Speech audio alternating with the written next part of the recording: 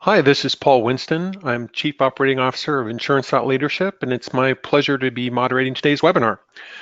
So welcome. Today's webinar, Build Sustainable Insurance, How to Price Evolving Cyber Coverage in the Current Market, is presented by Insurance Nexus.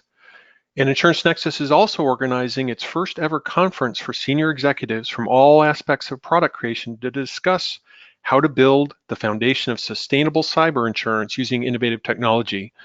That conference, Cyber Insurance USA 2019, will be held November 4th and 5th in Chicago. And for more information, the link that's on your website at the bottom of the screen, uh, write that down and you can find out more about this event. So in preparation for today's webinar, I was reading a recent report by AM Best that charts dramatic growth in the cyber insurance marketplace over the past few years. The report, it showed more demand for the coverage, more carriers entering the marketplace, and also more claims and more risk. And so you've got this issue of relatively little historical loss data and constantly evolving risk exposures around cyber. So that makes it especially challenging for insurers to price for profitable growth. Fortunately, we've got two cyber insurance specialists with us today to share their insights and expertise on pricing and other cyber market challenges, and to answer your questions. So let me introduce them. First, we have Sean Clifford. Sean is a senior underwriter on the professional liability team at Berkshire Hathaway Specialty Insurance, where he's responsible for the day-to-day underwriting of cyber, technology, and miscellaneous professional liability risks. Sean joined Berkshire Hathaway in December 2015 after previously working at Willis Towers Watson and AIG. And prior to his career in insurance, Sean was part of the System and Process Assurance Group at PricewaterhouseCoopers, focusing on IT audit. Sean received his bachelor's degree at the University of Albany, where he dual majored in finance and information technology management. Also with us is Evan Fenaroli. Evan is the cyber product manager at Philadelphia Insurance Companies, where he serves as a national resource for underwriters, agents, and brokers. In this role, Evan is responsible for Philly's cyber underwriting strategy, form development, training, growth, and profitability. In addition to cyber insurance, he has over a decade of experience underwriting miscellaneous professional liability, technology E&O, and crime and fidelity lines of business in Philly's management and professional liability division. He graduated from the University of Pennsylvania, majoring in philosophy, politics, and economics, and also holds a registered professional liability underwriter designation from PLUS.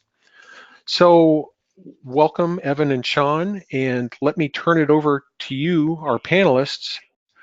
And also to our audience, let me just say throughout the webinar, please use the questions tab, ask your questions, submit them throughout the presentation, and then we will cover those in the Q&A section. So Evan, please take it away. Thank you, Paul, and thank you to Insurance Nexus for organizing today's webinar. So just to provide a brief bit of background and history for those of you who are not familiar with cyber insurance. Cyber insurance as we see it today sort of has its roots in the 1990s during the dot-com boom. We saw policies that were developed that mainly covered network security liability. But I think that we really saw the product come into its own with the passage of California's breach notice law in 2003. That's a law that many other states followed in the following decade, which demanded that any company or private organization that collected information, personal information on consumers, patients, or other individuals would have to provide notice to those individuals if that information was accessed improperly, or if there's unauthorized access to that information, if there was a data breach. So that obligated those organizations to notify the state attorney general to figure out which individuals were impacted, notify those affected individuals, and provide credit monitoring or identity theft monitoring services. So I think the early versions of cyber insurance that we saw, the early demand was mainly from companies and organizations that were collecting larger amounts of personal information. Philadelphia Insurance has been writing cyber for about a decade now. We sort of saw it grow out of our nonprofit business. We write a lot of nonprofits on the package and D&O side, and we saw some demand, especially from those organizations that were providing healthcare services, whether primarily or ancillary to some of their other social services. But we saw a huge demand early on from healthcare, and then later on retail, financial services, again, companies dealing with large amounts of personal information. Along the same lines, when we were developing the product, we knew that we needed to differentiate ourselves from others in the market. So we started offering things like business interruption, data restoration, cyber extortion, media liability. All of these things have sort of become standard as part of what I would call a cyber insurance policy. And early on, obviously, pricing was a challenge. So as an admitted market, we looked to some of our competitors and some of what we thought seemed to be appropriate for the risk at the time, which admittedly was based on not a whole lot of actual data. And a lot of it had to do with estimating, what the exposure to our insureds would be if there was a breach of personal information, and what it would cost to get the correct attorneys involved, to get forensic investigation involved, and ultimately notify individuals that were affected. And early on, we did see several breach incidents, which sort of confirmed what we thought the costs would be. But I would say that on some of the other ancillary coverages that were included in these policies, we didn't see a whole lot of loss activity. As we shift or fast forward to 2019, and I'm sure Sean will touch on this also, but I think this great theme of this year has been ransomware. We've obviously been hearing about it for several years now, but I think at least in our space, which I should say we focus on small, medium-sized businesses, generally under 250 million in revenue, we've seen a huge uptick in reported losses dealing with ransomware. And that's really shifted our focus and made us sort of reevaluate how we're pricing these. So we think about pricing insurance, obviously we can compare it to, or cyber, we can try to compare it to other lines of business such as property, where we have, in some cases, hundreds of years of data, or at least 50 plus years of good data to go off of. And there are some pretty reliable models out there to help us predict severe weather events, understand what the total insurable losses may be, and price the risk accordingly. With cyber, we obviously don't have anywhere near that much data. And in fact, the data that we have quickly becomes obsolete because the threat vectors change, the exposures change, and the regulations change. So again, where we originally were focused primarily on data breaches, and we've sort of become comfortable with understanding the costs that go into handling those data breaches. There are so many unknowns on the litigation side, and then with other types of events, ransomware, other debilitating business interruption, cyber events, data restoration, media liability, and then new regulations that are coming out. A challenge that we're seeing recently is an uptick in lawsuits alleging improper collection of biometric information pursuant to the Illinois Biometric Information Privacy Act. So a lot of these allegations they're merely statutory violations that are being alleged, and we're having to defend those as potential or alleged violations of a privacy regulation, which we cover under the cyber policy. This is something that we probably didn't anticipate when we first started writing these policies, but it's something that we're having to defend, and in many cases looking to settle these lawsuits. So that's one example of an area where it's difficult to anticipate what you're going to see and price accordingly. So if I had to provide a high-level prediction of where we're going to see the market going, I would say that while it has been a very soft market, especially in the past 3, 4, 5 years, where we've seen a lot of new entrants, as Paul mentioned, growth has been tremendous in this space. Demand has continued to rise, and penetration rates among small, medium-sized businesses remain very low. We've seen carriers continue to lower prices and or expand coverage. And I know Sean plans on speaking on some of those additional coverages that we've been starting to offer a little bit later. I think that trend is going to slow down, and perhaps we'll start to see at least some sort of uptick in pricing, given what I know has been a huge increase in volume, particularly when it deals with when we're talking about ransomware. With ransomware events, the main concern that we've seen isn't really the ransom payment itself, but it's usually the related data restoration and business income exposure. In some cases, we've seen manufacturers who are either unable to produce products or unable to take orders for sometimes weeks at a time, whether they choose to pay the ransom or not. And that can really be debilitating to any business. So my prediction in the next year or two is that we're going to see some leveling out on pricing and perhaps some moderate rate increases. So with that, I'll let Sean provide his high-level view.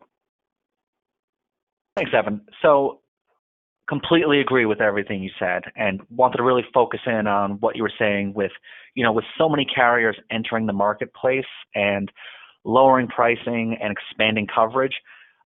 I'm starting to think that sustainability is becoming a topic of conversation here. So to stay competitive in the cyber insurance market, you obviously need to have attractive pricing to win the business.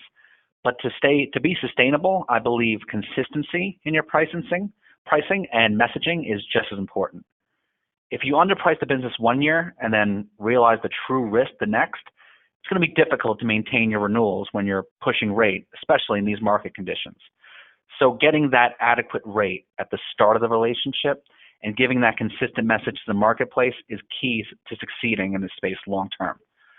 So how do you do that as an underwriter?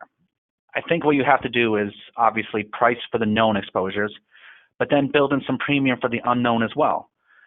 Like Evan had said, 4 or 5 years ago, no one was even really thinking of ransomware, but these threats are constantly evolving, and that's now the name of the game in 2019. Or take the regulatory environment, for example. With GDPR and now the California Consumer Protection Act, these are two potentially huge changes in exposures that can change how a cyber policy works. These weren't unexpected, and we knew they were coming, yet we've seen rates stay flat to decrease over the past few years. To me, I think once we start seeing these losses materialize, you're going to see some changes in rate and appetite in the marketplace, and maybe see some of these markets either pull back or actually exit the space when they realize how catastrophic these losses can be. So to be sustainable in this changing environment, I really think clients appreciate that consistency from my carrier. So like I said, you need to price based not only on the data you have, but what you don't know, and then anticipate those evolving exposures as well. So as far as the data goes, we all have access to internal and external data sources, but like Evan said, the issue everyone's facing in this space is both the lack of and the validity of the data. Property underwriters can model losses much more effectively just based on the sheer amount of data they have, and their data also has a longer shelf life than any cyber data. And what I mean by that, like Evan said, data from hurricanes 50 years ago, that's always going to be relevant. But technology and interconnectivity constantly changing. Data from a cyber breach 15 years ago, it isn't going to be an ideal indicator of future events. Now, that's not to say the data we have isn't useful. I think it's just one tool to paint a larger picture and understand the risk. So along with the loss data, the best way to anticipate exposure is obviously to understand what your exposure is in the first place and rate it appropriately. So taking a step back, this coverage was born out of the E&O space, and the industry really defaulted just to rating off of revenue because I think that's the best metric we had at the time. But from a confidential information standpoint, revenue may not always be correlated with the insured's true exposure. So what I mean by that is you could be a $100 million business with hundreds of millions of records, but on the flip side, you can be a multi-billion-dollar manufacturer with no PII whatsoever. So in the early days of underwriting this, we were really only focusing on the data risk, I would say. And the starting point of the conversation was how many unique records do you have? Now that's being expanded a little more to how is the information segmented, and what's the highest single point of aggregation. So from there, you can do some quick math and get a rough idea of what a catastrophic breach might look like after you build in all the first and third party losses. Now, the per record numbers vary depending on who you're talking to, but like I said, it's just a start to really doing that quantitative and qualitative analysis. Now, like Evan had said, to kind of complicate things further, we've moved away from focusing just on PII exposures or data exposures as much to at least focusing more on the business interruption exposures. So for me, I found success working with my colleagues in our property department just to really understand business interruption exposure as a whole. This is coverage they've been underwriting for years, and I think they know how to price and model it, where we're just starting to get our feet wet. So their expertise has been a huge asset. I would implore any of the carriers on this call to pick the brains of your property team because they have a lot of valuable insight on things you wouldn't even really thought of. So what we're doing now at Berkshire is we'll really dive into the financial analysis and try to understand how clients are earning that revenue and then how business interruption may actually impact their bottom line. So what I try to do is come up with how much income this client is potentially making on an hourly basis just by diving into their 10K. From there, you can kind of get an idea of how much they're losing hourly and then how long it would take to impact our attachment. So that really helps set your waiting hour period and then the self-insured retention. So I think looking forward from a modeling perspective, our goal is to use that information that we've gathered along the way in this analysis and then marry it up with that loss data when we start seeing these BI losses come in, and then use that to build a more predictive model. But I think from a cyber standpoint, that's still some ways away. So in the future, I think the pricing is definitely going to change when the industry collects more data and we actually see more losses. The question is, what are we going to do when we have the data? The chances we have this pricing right is low right now. I think, like we said, I think the pricing has been soft as of late. So I think the real question is how the market will be receptive to it and how much this data will actually disrupt the industry. But I think that all remains to be seen for now.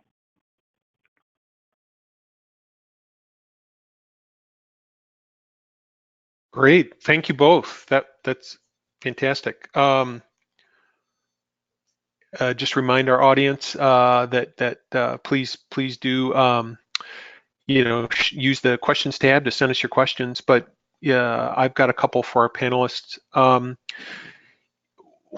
You made an interesting point, I think, Sean, that I hadn't really thought through, but about, and you both had mentioned this to me too, about how looking for the experience of other lines of coverage to try to help model and price cyber insurance, and it was mentioned that the property insurance market was one of those, obviously, because as you said, tons of data, years of historical data, but it's that expertise in sort of evaluating business interruption risks in the property side.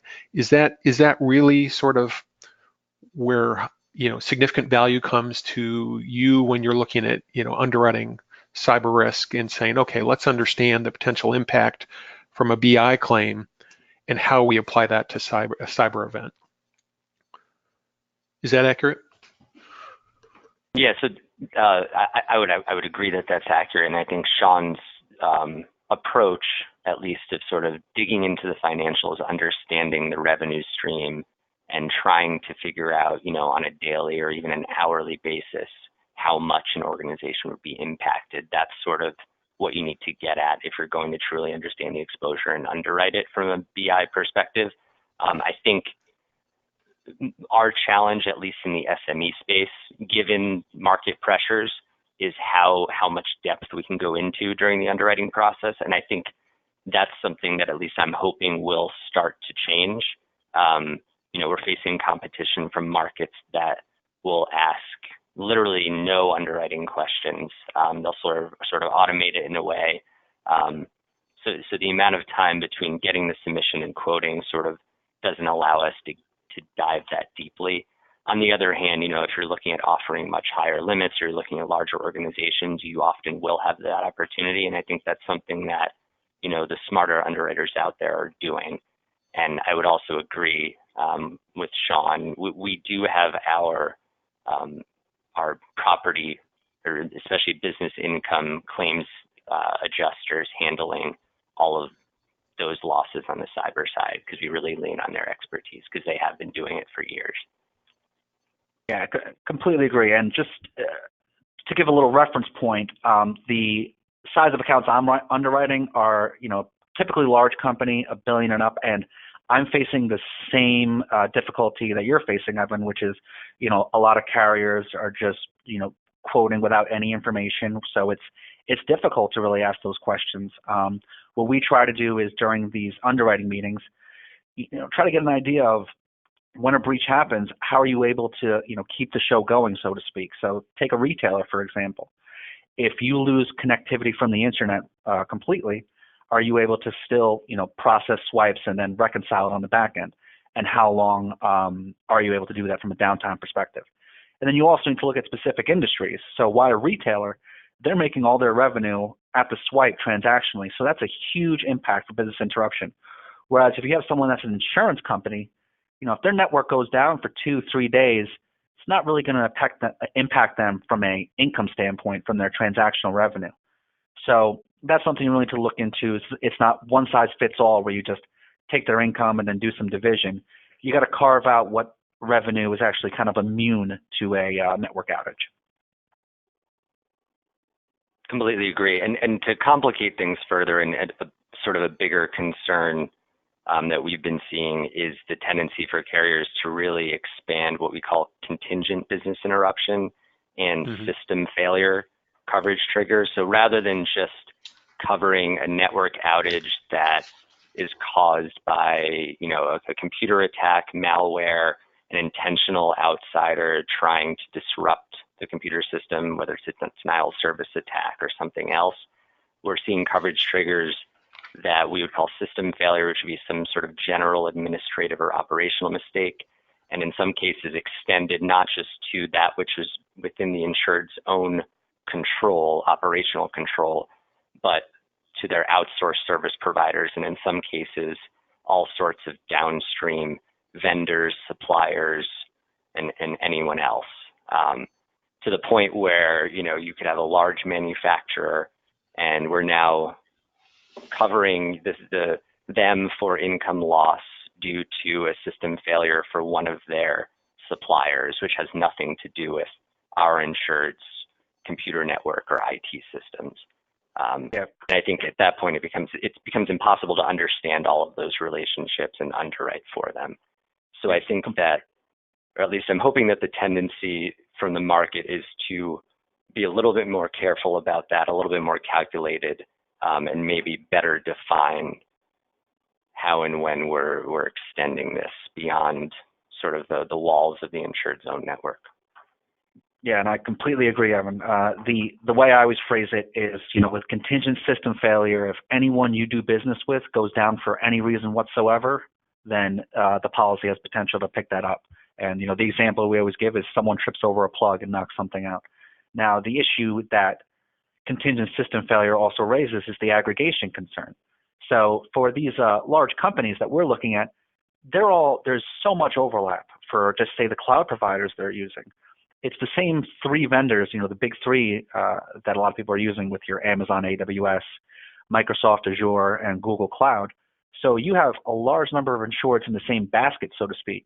So a single event can trigger claims across multiple policies. You have potential for a giant chunk of your book to be impacted from one single outage.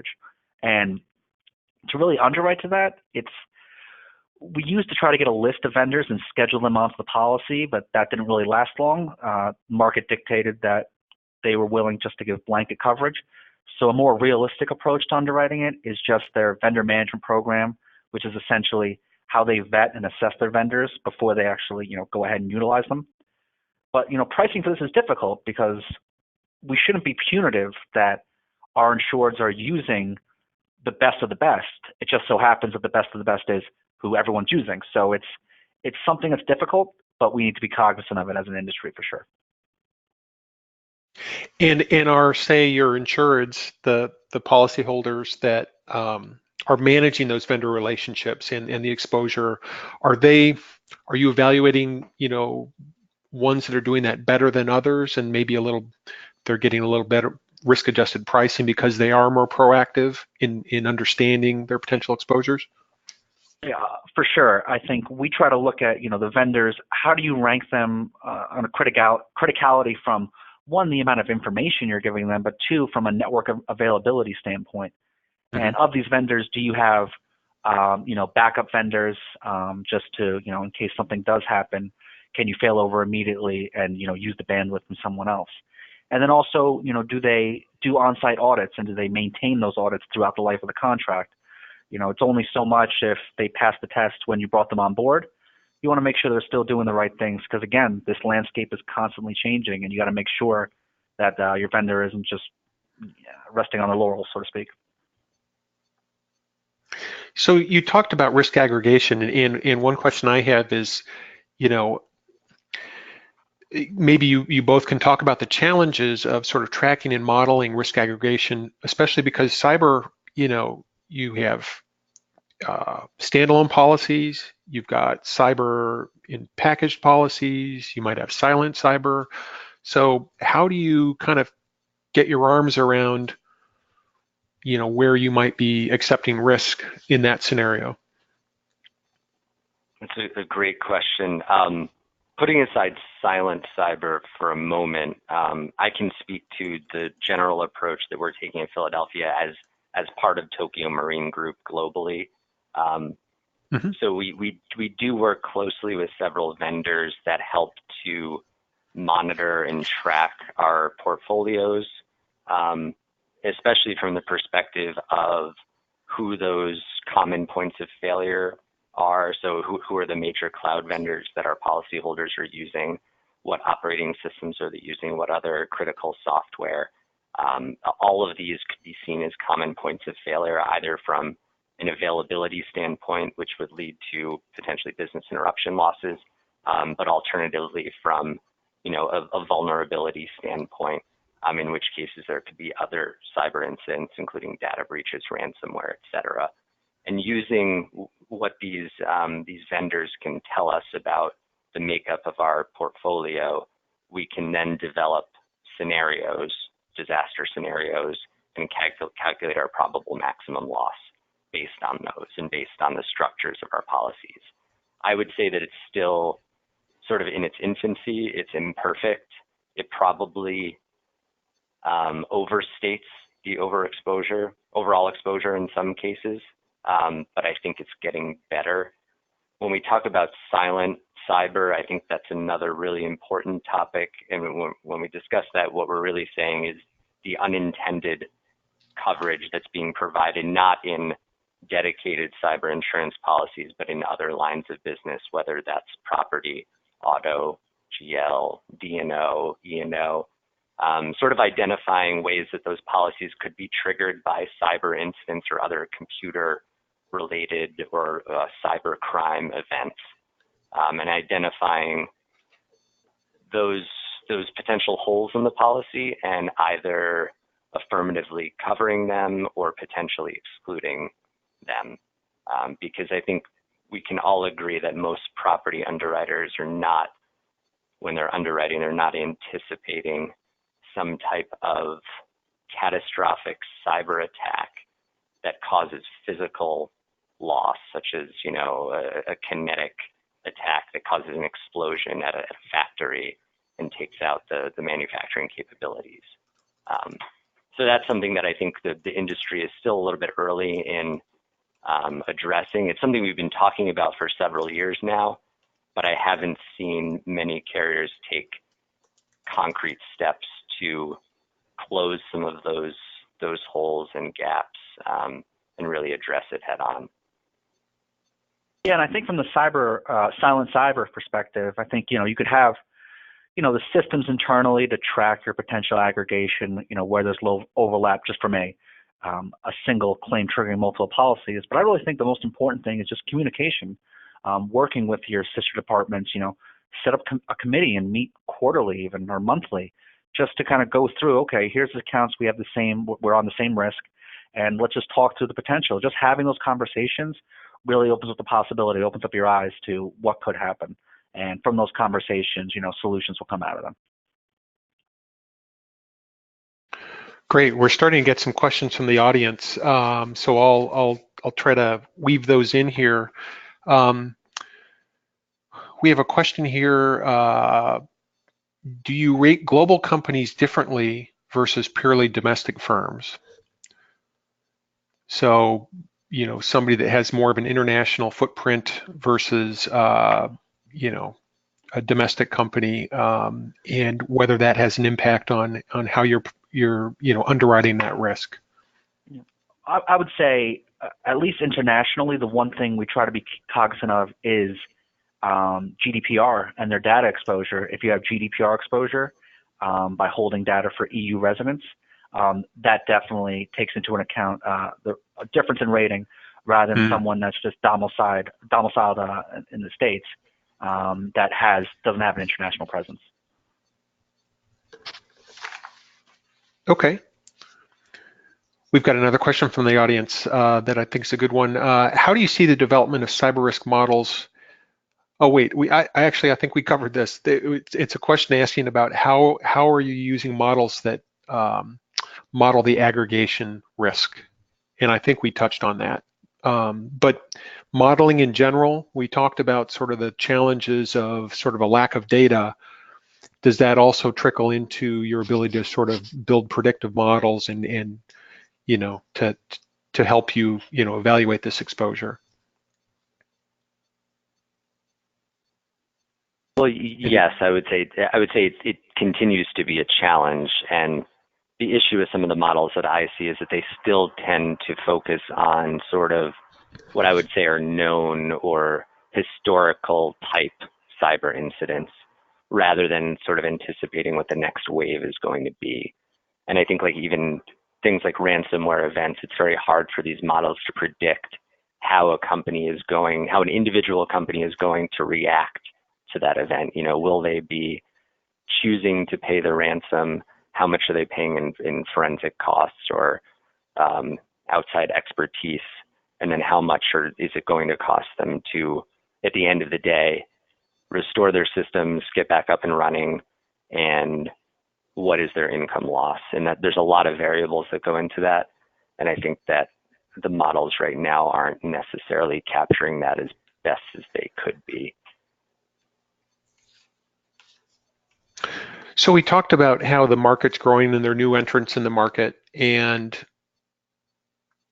I guess one question I'd have for you is, what are some of the factors that play into a carrier's risk appetite for cyber?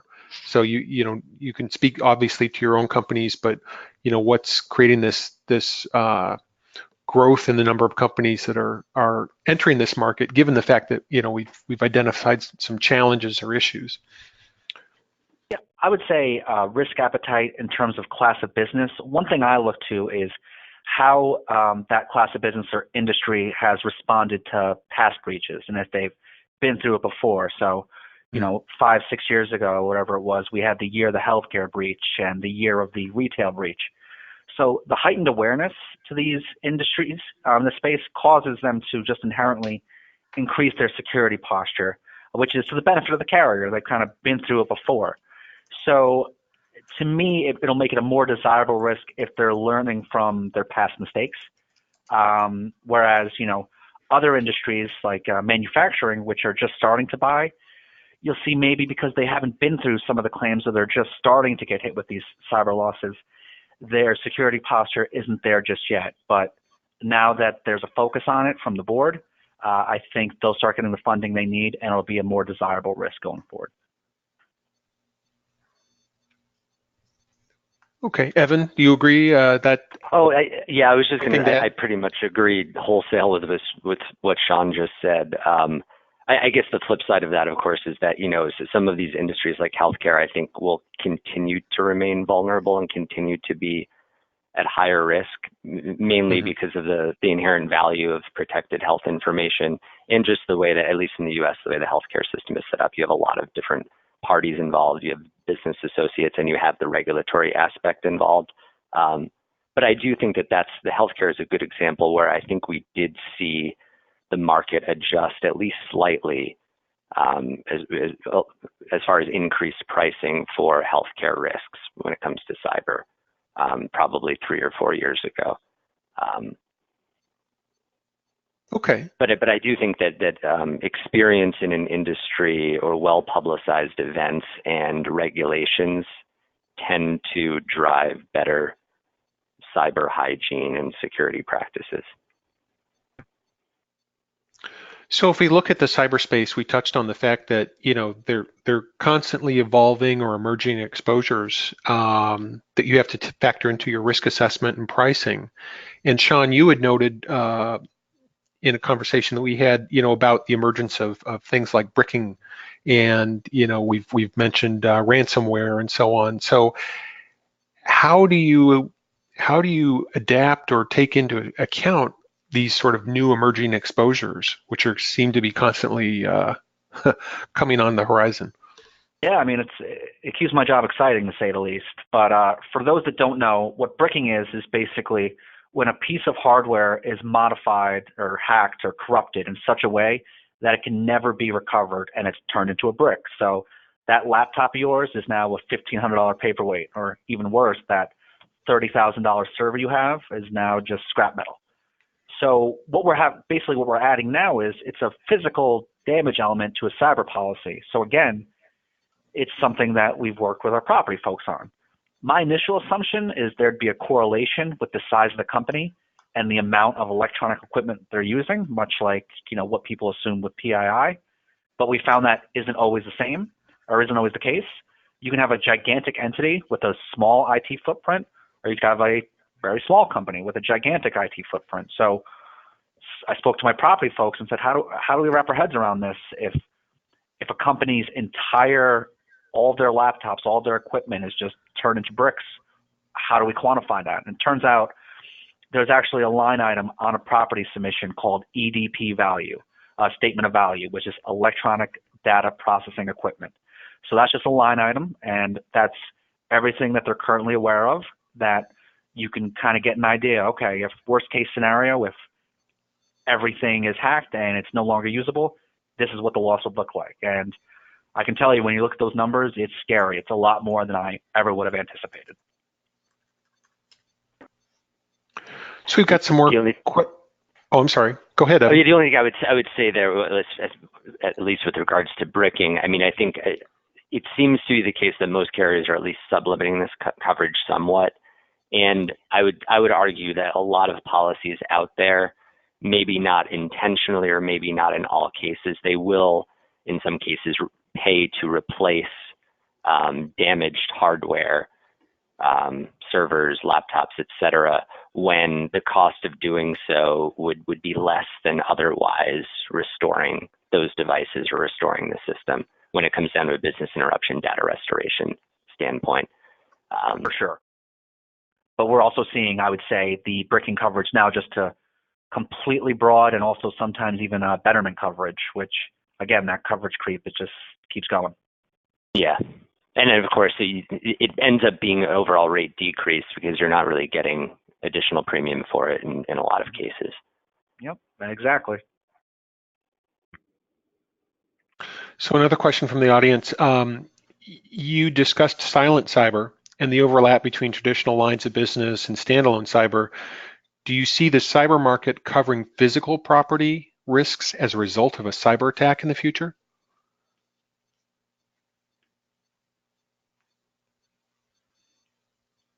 So I would say, yeah, go ahead, Sean. I think it's tough. I think that's the conversation, whether it would be a new product or just working with the property folks to loop that into their policy. But it's just tough to say. I know it's a cop-out, but I don't have a great answer for that. Yeah, I mean, if I had to put money on it, I would say at least in the next 5 years, no. I don't think that cyber underwriters are necessarily ready to cover widespread property damage. If we're talking about a direct case where malware or some other cyber incident directly is causing fire or other physical damage, I would argue that the property policies are better equipped to handle those perils. And in a lot of cases, I think it's argued that they would already be covered. I mean, whether the fire was caused by arson or, you know, a cyber or a piece of malware that shut down some cooling device or some other fail-safe at a factory, it doesn't really matter because the factory is burned down and there's insurance coverage for that. That's just my 2 cents, and I think that we're going to start seeing more clarification, at least as far as what the intent of the property policies are. Right, and I think now what you're going to see is the property underwriters becoming just more fluent in cyber. So not only, I think everyone to a certain extent on most lines of coverage has to be a cyber underwriter now. So maybe it won't be covered in my lines, but you'll see better equipped underwriters on the other lines to address those risks, price for them, ask the right questions. And again, that all goes back to that internal collaboration is the best way to address that.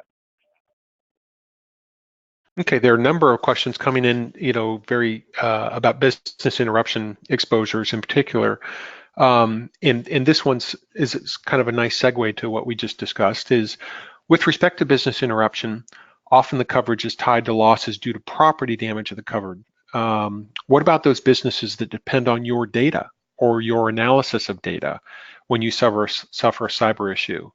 And the person says, I believe property policies may include contingent business interruption insurance for those kind of, you know, property damage, issues. Is there sort of a related product for, say, you know, that person down the supply chain or whatever that was dependent on a particular data that was stolen, bricked, lost, or whatever? Or is that by definition, you know, what contingent BI is all about and how it might be applied in this case?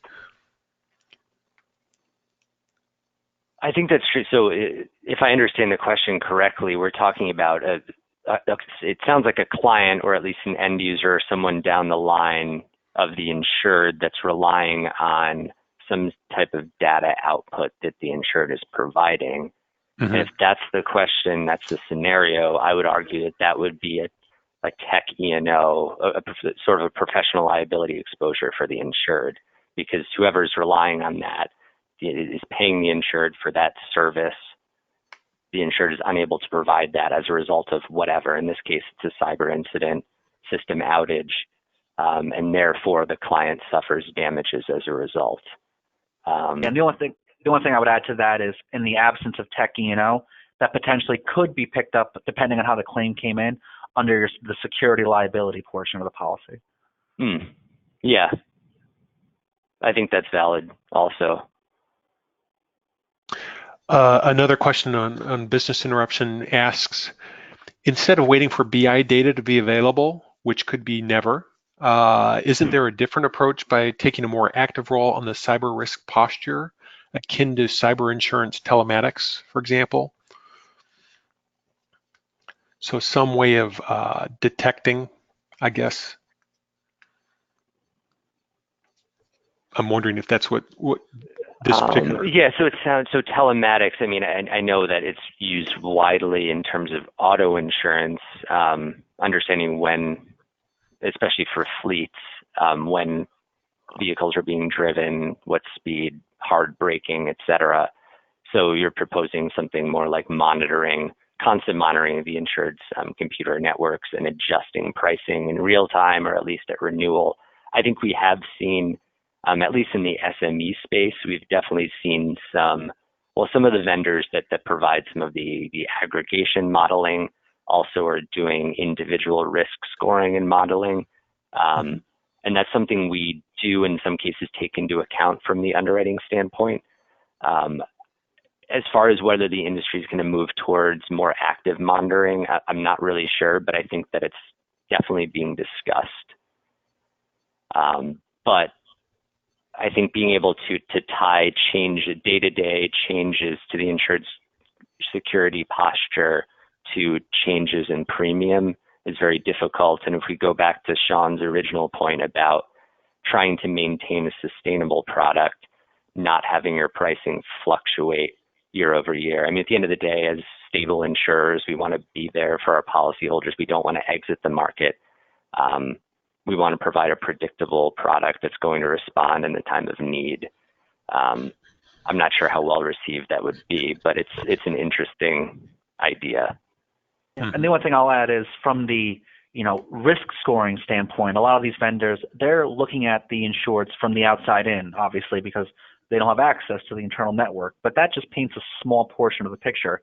You're losing so much of the other threats, where it could be an employee error, an admin error that causes a network outage. So that's something that's difficult to quantify if you're using one of these vendor risk scoring tools, for sure. Okay, thank you. Another question comes in, if there is one aspect of data collection that you could improve, whether it's process or a specific item that you're currently unable to collect, what would it be and why? So sort of your wish list of, I wish I had this information. Are you saying data collection from an underwriting standpoint? Yes, yes. Oh, man. Yeah, I'm stumped. And Sean, I was hoping that you would step in and have a quick response while I think of one. Yeah, how much time do you have? I think it's, the one thing that's always great is just when clients have a good grasp on the actual amount of data they have and how it's segmented within the environment. It's difficult when you're underwriting, a multi-billion-dollar corporation, and you ask them how many records they have, and it's something they just haven't even really contemplated. And the thing we always say is, you can't protect what you don't know you have. Mm-hmm. So I think, and that's just something that's day one. That's just to start the conversation. How much information do you have? So if they can't get to that point, that's always something I struggle with.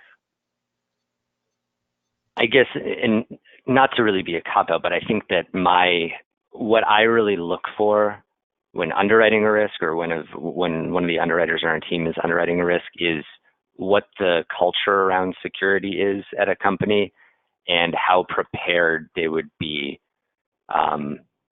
if a cyber incident were to occur. Because the fact is that companies face cyber incidents and threats, sometimes on a daily basis, and they're minor and they don't actually lead to any type of reportable breach or anything that would need to be reported to the insurance carrier. But understanding what their incident response planning process is like, and that's something that unfortunately in the SME space we can't really delve into too deeply in most cases, short of a yes or no question: do you have an incident response plan?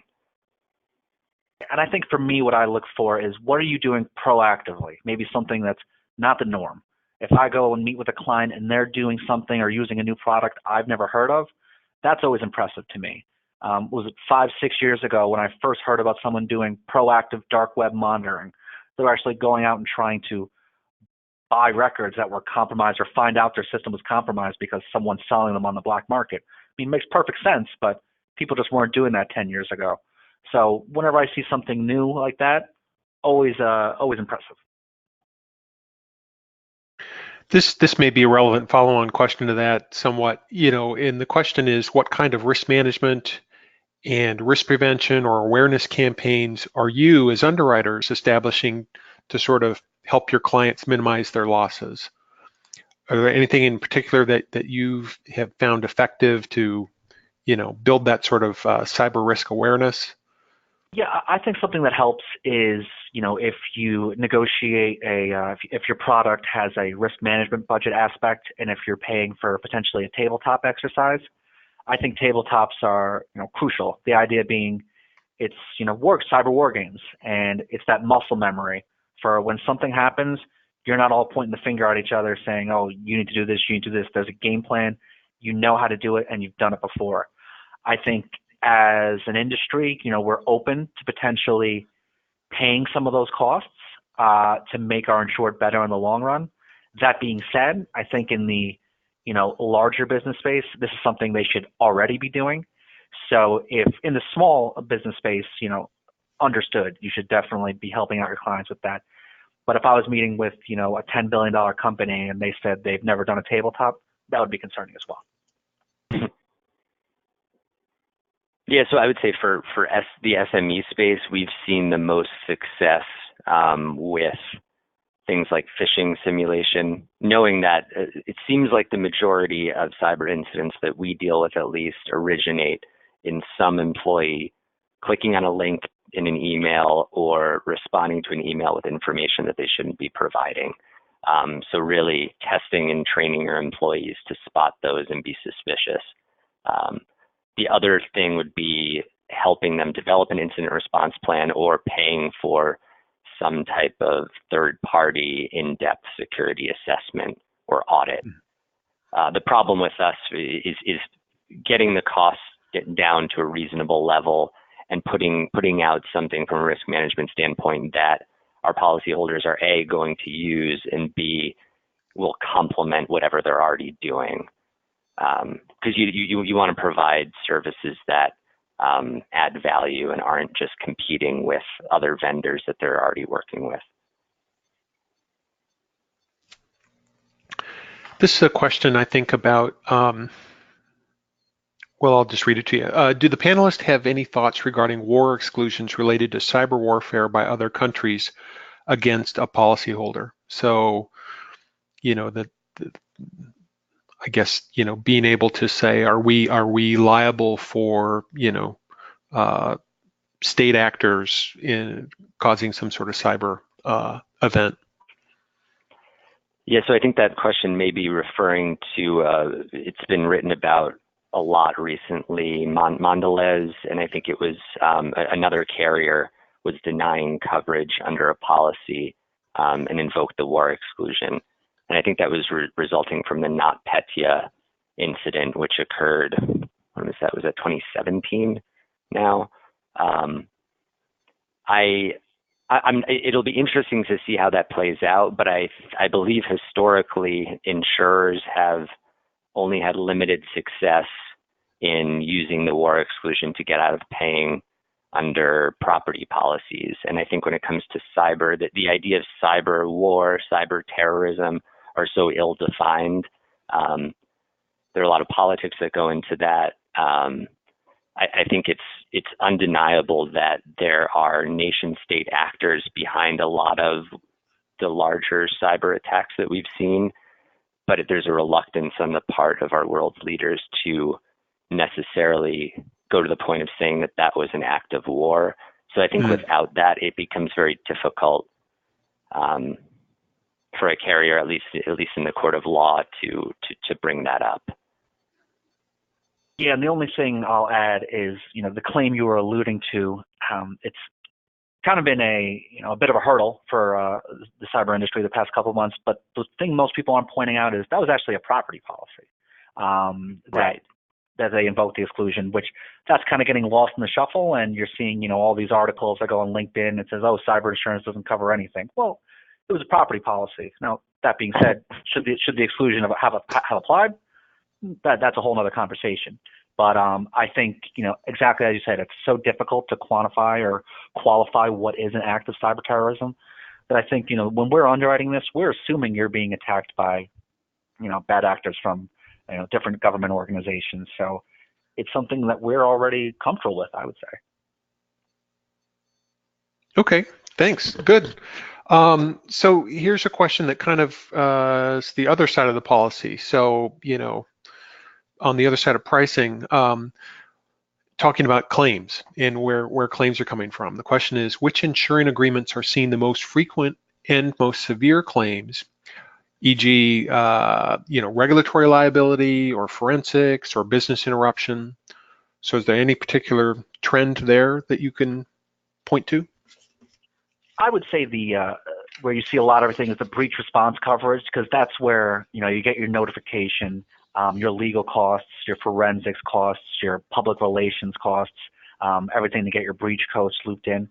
I think that's the first step before the liability and the regulatory angle comes in. That's really what's going to trigger most things in the policy, at least if only for the forensics. Yeah, I agree with Sean on the frequency side. Breach response coverage is probably the most frequent. But we have seen a huge uptick in coverage under what we would call cyber extortion. But basically any ransomware event would be covered there, and then resulting business interruption. From a severity standpoint, I think business interruption and potentially third-party liability, especially when you start getting into class actions, or at least putative class actions, where you're paying sort of defense costs for several years, and hopefully trying to settle in a lot of these cases. And also the potential of GDPR fines that could be 4% of your annual revenue. So that could be if they're covered. If they're covered, yes, that remains to be seen.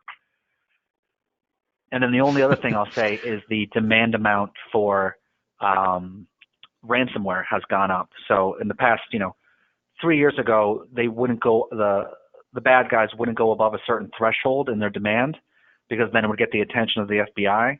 But now they're seeing the success and people are paying the demands, that we're seeing demands go into the 6-7 figure range for sure. Well, we are coming to the end of our webinar time, and I want to thank you both, Evan and Sean, very much for not only sharing your expertise, but being, very flexible and resilient in handling a wide range of questions. And thank you also to our audience for your questions. Would want to remind everybody that this really is sort of a lead in to, the Cyber Insurance USA event that again is going to be held November 4th and 5th in Chicago. The link for the event is on the website, and it's really going to be an opportunity to cover all aspects of cyber, similar to how we did in today's webinar, and hope you will join us and follow that link for more information. And I'm sure the Insurance Nexus folks will send you a follow-up link not only to that event, but also to the recording of this webinar. So again, Sean and Evan, thank you very much. And that concludes today's webinar. Thank you for having me. Thank you.